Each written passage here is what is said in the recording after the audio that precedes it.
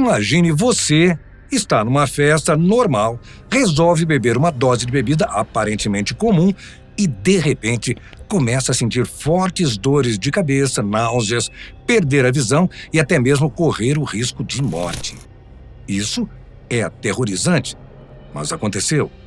No último final de semana, várias pessoas em São Paulo começaram a passar mal e até morrer depois de consumir bebidas alcoólicas. E o motivo chamou a atenção de especialistas e autoridades: intoxicação por metanol.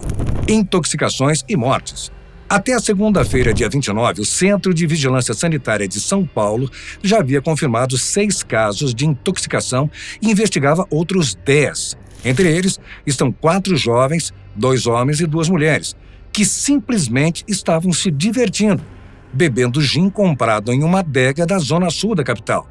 E, de repente, acabaram no hospital. O pior de tudo, foram confirmadas 3 mortes relacionadas ao caso.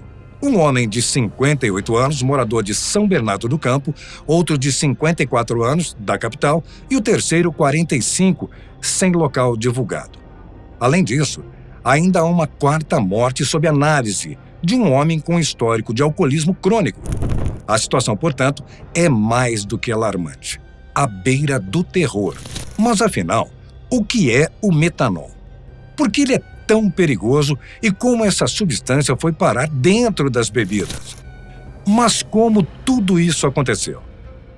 Segundo as autoridades, falsificadores adulteraram bebidas alcoólicas de marcas famosas, como fabricantes de gin e vodka, adicionando metanol, uma substância altamente tóxica e letal. As garrafas eram então comercializadas e consumidas sem que as vítimas tivessem a menor ideia do risco que corriam. Até agora, não se sabe exatamente em qual etapa da produção ou distribuição ocorreu a adulteração e quem são os responsáveis pelo crime. O que se sabe é que uma adega da zona sul da capital paulista, 3 bares do Jardim da Zona Oeste e na Moca, Zona Leste, estão sendo investigados. Em uma ação de fiscalização, uma força-tarefa formada pela Polícia, Centro de Vigilância Sanitária do Estado e pela Corregedoria de Vigilância em Saúde da Prefeitura apreendeu 117 garrafas de destilados sem rótulo. A investigação segue em andamento, mas o alerta já está dado. O perigo pode estar escondido em uma simples dose. O Brasil não está preparado para o veneno no copo. O alerta vai além das garrafas adulteradas, pois, acredite se quiser, o Brasil simplesmente não tem estoque suficiente de antídotos para tratar a intoxicação por metanol. O Centro de Informação e Assistência Toxicológica da Unicamp já registrou pelo menos 22 casos suspeitos e confirmados em São Paulo, o que já coloca pressão sobre o pouco estoque que temos. O antídoto mais eficaz seria o fomepizol, mas o problema é que ele não existe no Brasil.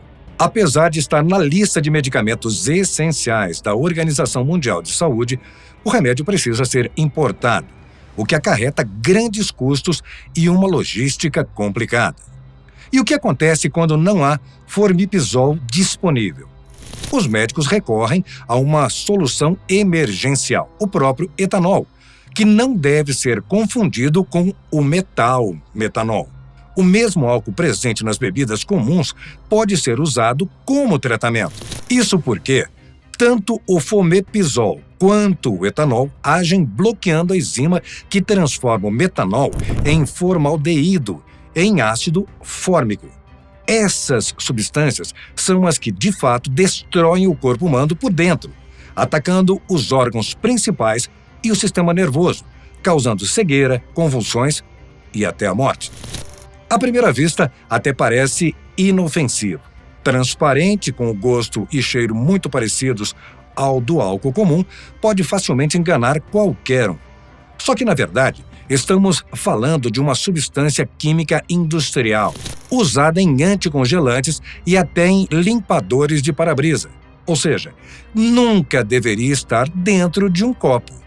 O grande perigo é justamente esse. No início, os efeitos lembram os de uma bebedeira normal: tontura, náusea, mal-estar.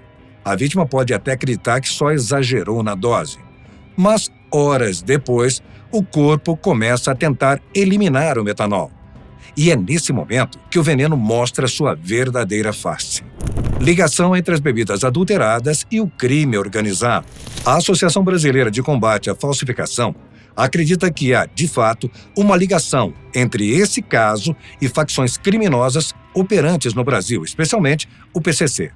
Segundo a associação, o metanol usado para falsificar gin e vodka pode ser o mesmo que o PCC importa ilegalmente para adulterar combustíveis. Uma prática já investigada pelo Ministério Público e pelo GAECO em São Paulo, e que, inclusive, já falamos sobre aqui no canal. Com o fechamento de distribuidoras ligadas ao esquema, a facção poderia ter escoado o produto para destilarias clandestinas e quadrilhas de falsificadores de bebidas. Enquanto a Polícia Federal investiga se existe mesmo essa conexão entre o caso e o crime organizado, o governador Tarcísio de Freitas e a Secretaria de Segurança Pública de São Paulo afirmam que não há evidências. Para eles, os suspeitos seriam grupos independentes, que já atuavam rotineiramente na fraude e contrabando de bebidas. O mistério permanece. Até que ponto essa rede de falsificação é apenas um problema isolado ou parte de algo muito maior? Não é só no Brasil. O rastro mortal do metanol é no planeta. O caso brasileiro não é isolado. Tragédias semelhantes vêm acontecendo em várias partes do mundo, deixando um rastro de mortes e desespero. Na Rússia, dezenas de pessoas morreram depois de consumir vodka clandestina contaminada com metanol, só nos últimos dias. Ao menos 25 vidas foram perdidas. Na Turquia, o impacto foi ainda maior. Desde o início de 2025, centenas de pessoas foram intoxicadas em Istambul e Ankara, e pelo menos 160 mortes já foram confirmadas. No Sudeste Asiático, o Laos também enfrentou o drama.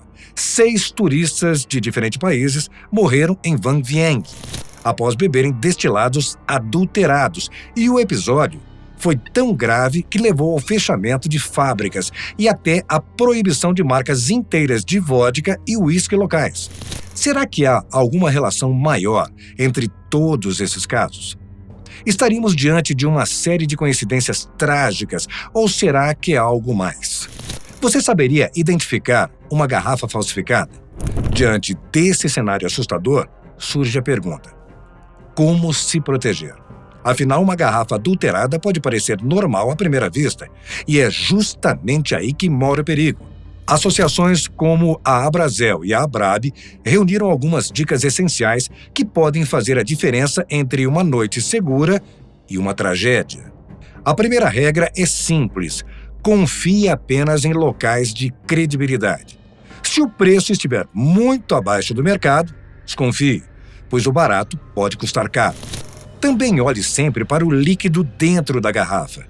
Micropartículas, sujeiras ou até bolhas estranhas podem ser sinais de falsificação.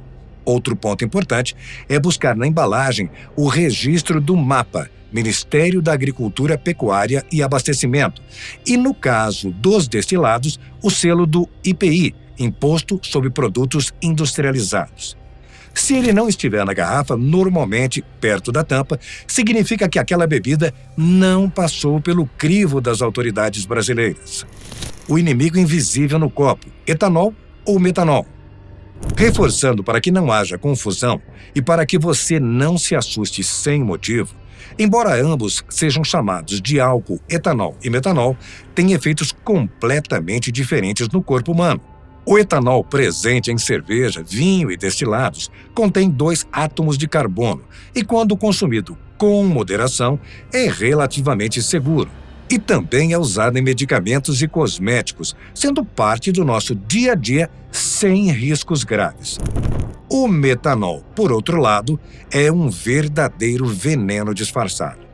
Com apenas 1 átomo de carbono, ele é transformado pelo organismo em compostos extremamente tóxicos, como já explicamos, causando todos os efeitos nocivos e fatais que observamos nesses trágicos casos. Fique atento a essa diferença e, acima de tudo, compre bebidas apenas em locais confiáveis. Verifique lacres e rótulos e nunca subestime sinais de adulteração. A diversão não vale a vida.